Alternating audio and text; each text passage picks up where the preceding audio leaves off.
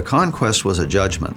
One can look at those commands, leave no survivors, women and children, show them no mercy. On the human plane, that can look like genocide.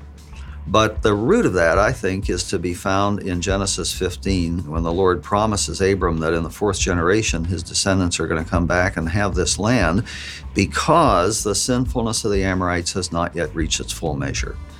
The point there is then that the Lord is going to allow the Canaanites to continue to have their life, have their culture, have their distorted religion, worshiping Baal and the fertility cult and all the rest of it.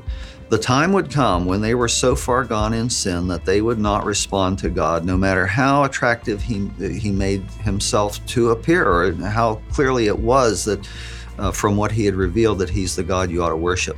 The proof of this is found in Rahab, because she can say to the spies, we all know what Yahweh your God has done to the Egyptians and to Sihon and Og, the Amorite kings.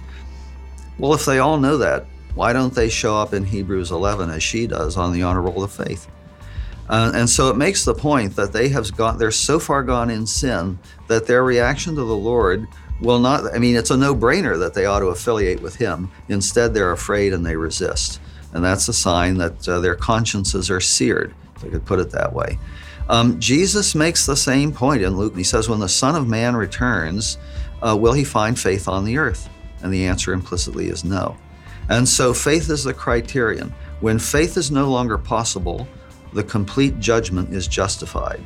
That was true in the conquest. It will be true at the end of the age. And as for the women and children, and especially perhaps you might look at the infants and say, well, how can that be right? We have to agree, I think, with Abraham before Sodom and Gomorrah when he asked the question in Genesis 18:25, will not the judge of all the earth do what is right? And the answer is yes. God knew what those children would have grown up to be if they had been allowed to live.